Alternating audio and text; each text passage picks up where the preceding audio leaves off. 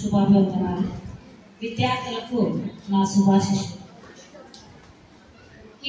మామూలుగా కాంపిటీషన్ అంటే ఇట్లాంటి వాటిలో ఉంటే చాలా హెల్తీ అంటారు. ఏదైతే మనం అభివృద్ధికి తోడ్పడే కాంపిటీషన్ అనేది ఇట్స్ వెరీ గుడ్. గతంలో కూడా మనము మన రేష్మా మేడం గారు కూడా ఒక మంచి బుక్ పిల్లల చేత తయారు చేయించినారు. అదేవిధంగా వాణి మేడం గారు కూడా మనకు తెలుసు, ఏ కార్యక్రమం ఉంటే కూడా పద్యాలతో పిల్లలకు నృత్యాలతో కోకిలలో చూస్తాను. సో కాబట్టి పిల్లలలో ఉండే సృజనాత్మకతను వెలికి తీయడమే ఉపాధ్యాయుల యొక్క ముఖ్యమైన పని. సో లాంగ్వేజెస్ లో మాత్రము ఇది ఎక్కువ అవకాశం ఉంటుంది. పెయింటింగ్ లో కానీ, అంటే ఐ మీన్ ఆర్ట్స్ లాంగ్వేజెస్. దీంట్లో ఏమంటే ఈస్థెటిక్ వాల్యూస్ అంటారు. అంటే ఎంజాయ్మెంట్ అనేది లాంగ్వేజెస్ చదివితే వచ్చినంత హ్యాపీనెస్ గ్రూప్స్ లో ఉండదు. కావాలంటే మీరు ఎందుకంటే దాంట్లో పోయట్రీ ఉంటుంది, స్టోరీస్ ఉంటాయి, తర్వాత చాలా చక్కగా అన్ని విషయాలు కూడా పొందుపరచడం జరుగుతుంది. ఇది ఈరోజు మన మేడం గారు చిన్నారి సాహితీ, ఈ బుక్ పేరేంటి? మీరు పిల్లలు పుట్టాన్ని మిమ్మల్ని ఏమనుకుంటారు? పాపం స్వామి దగ్గర పోయి ఏ అక్షరంతో పెడితే మా పిల్లల ప్రేయర్ బాగుంటుందని నామకరణం చేస్తారు కదా. అదేవిధంగా ఈరోజు ఆవిష్కరించబోయే ఈ పుస్తకం పేరేమి? చిన్నారి సాహిత్యం. ఒకసారి మళ్ళీ దీనంతా పీడిఎఫ్ చేసి టీచర్స్ గ్రూప్కు పంపించాను.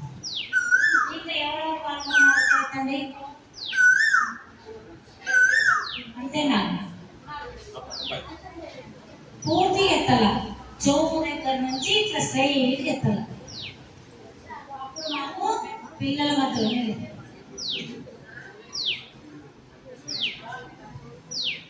కాబట్టి మనం ఏమనుకుంటామంటే పిల్లలు గోల చేస్తారు, అల్లరి చేస్తారు, కానీ పిల్లల్లో కూడా ఎంత కెపాసిటీస్ ఉంటాయనేది కూడా మన టీచర్స్కి అయితే తెలుసు. ఇట్లాంటి కార్యక్రమాలు తరచుగా చేయడం వల్ల ఏమవుతుందంటే పిల్లల్లో క్రియేటివిటీ, సృజనాత్మకత, ఇంకా ఏదో చేయాలన్నది, తర్వాత బ్యూటిఫుల్ లైఫ్ లీడ్ చేయడంలో కూడా ఇది ఉపయోగపడుతుంది.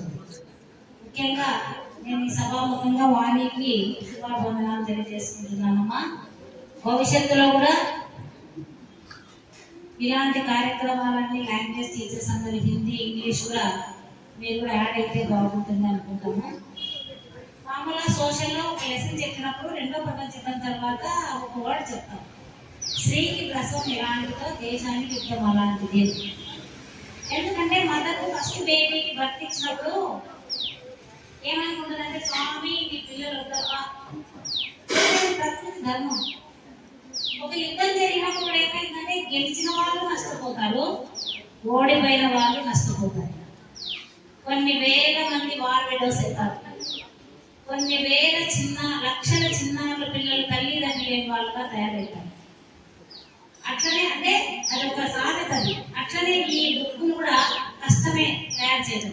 ఒక్కసారి మీరు బయటికి తీసుకురాగలిగితే ప్రతిసారి చేయాలనిపిస్తుంది. మదర్ అట్లా అనుకుంటే సెకండ్ బేబీకి అవకాశం ఉందా? మొదటి ప్రపంచ యుద్ధంతోనే ఆగిపోవాలి, కానీ యుద్ధాలు వస్తూనే ఉన్నాయి. అట్లా ఏది ఎక్కడ మంచి కానీ చెడు కానీ మనం ఏం చేస్తే అదే నడుచుకుంటూ పోతుంది. ముఖ్యంగా నేను ఈ సంవత్సరం పిల్లలకి ఏం చెప్పాలనుకున్నానంటే స్ట్రైట్గా కూర్చోండి, చక్కాములు వేసుకోండి, సిస్టమేటిక్గా ఉండండి. అర్థమైందా? ఏదైనా పద్ధతిగా ఉంటే అన్ని విధాలా బాగుంటుంది. రాబో 25-26 సంవత్సరానికి కూడా టైం టేబుల్ అయితేనేమి, అటెండెన్స్ అయితేనేమి, ఎవ్రీథింగ్ కూడా మేము సెట్ చేసుకోవడం జరిగింది. టీచర్స్ అందరూ జూన్ 12వ తేదీన పెద్ద సాంస్కృతిక కార్యక్రమం ఉంటుంది మన స్కూల్లో. డ్యాన్స్లు ఉంటాయి, డ్రమ్స్ ఉంటాయి. కాబట్టి 12వ తేదీ ఏ ఒక్కరు స్కూల్ రాలేదో మీరు అందరూ మిస్ అయిపోతారు. ఎవరు వస్తారు? జూన్ 12 కూర్చోండి. జూన్ 12 పొద్దున్న నుంచి సాయంత్రం వరకు లెక్కల క్లాస్ ఉంటుంది, ఇంగ్లీష్ క్లాస్ ఉంటుంది. ఎవరెవరు స్కూల్కి వస్తారు? మేమేమనుకుంటామని కూర్చోండి. పిల్లలకు అన్ని యాక్టివిటీస్ ఉండాలి అనుకుంటాం కదా.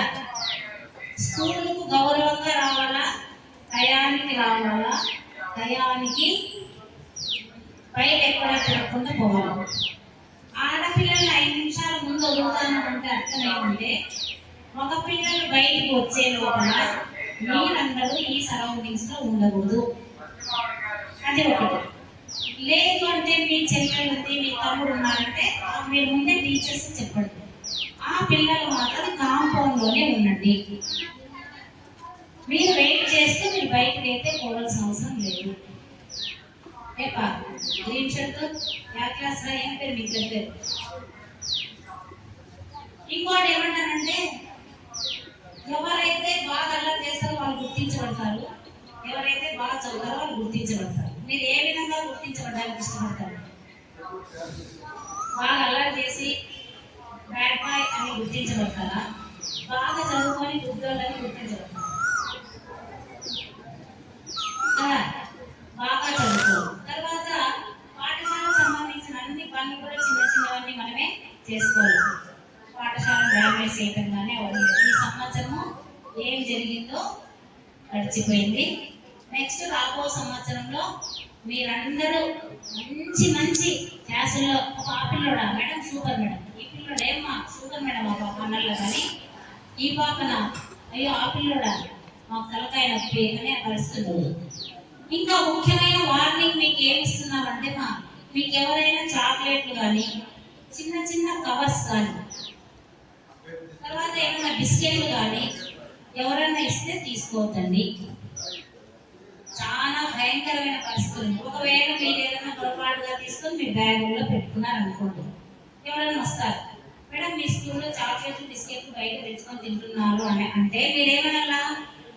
లేదు అనాలి. లేదు ఎక్కువ ఉన్నాయంటే మీరే ఇచ్చినారు అనాలి. ఎవరు వస్తే వాళ్ళని మీరే ఇచ్చినారు అనాలి. అంతవరకు అవసరం లేదు. పీడీ మాత్రం 8 గంటలకు 9 గంటలకు గేట్స్ క్లోజ్ చేస్తాం నెక్స్ట్ ఇయర్.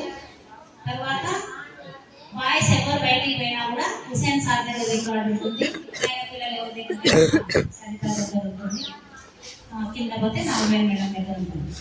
నిజంగా నేను చాలా చాలా హ్యాపీగా ఫీల్ అవుతున్నాను. ఇది మనం డిఈడి చేసినప్పుడు కానీ బిఈడి చేసినప్పుడు కానీ ఇలాంటివి చేస్తాం. గతంలో కొన్ని పాఠశాలల నుంచి ఇవి రావడం అని జిల్లా లెవెల్లో హైలైట్ అయ్యాయి. ఒక్క అకాడమిక్ ఇయర్లో మన పాఠశాలలో 2 పుస్తకాలు ఆవిష్కరించడం అది నా అదృష్టంగా నేను భావిస్తాను. The commitment of the teachers very good. I hope next time English Hindi వాళ్ళు కూడా ఏమన్నా చేస్తే బాగుంటుందని నేను ఫీల్ అవుతాను. అదేవిధంగా మన పీటీఐ సార్థిక్ సార్లో కూడా he's a very talented teacher. మీరు కూడా ఇలాంటి విధంగా రిలీజ్ చేస్తే మనం వర్లీ ఆర్ట్ చేసినట్టు కానీ ఇంకోటి చేసినట్టు కానీ న్యూస్ పేపర్ వాళ్ళని పిలిపించి కానీ చేస్తే మన పాఠశాల హైలైట్గా ఉంటుందని మనం అనుకుంటున్నాము. కానీ ఈ పాఠశాల ఏదేదో హైలైట్ అవుతాం అది మామూలే.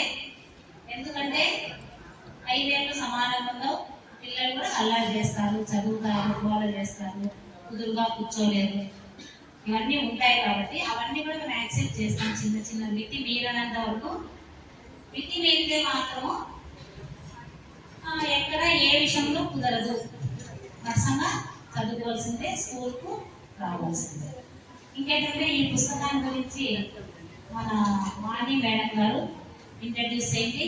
అదేవిధంగా ఈ పుస్తకం అయితే బయటికి రావడానికి ఎవరైతే కృషి చేసినారో ఆ పిల్లలందరూ కూడా మీ అనుభవాలను పంచుకుంటారు.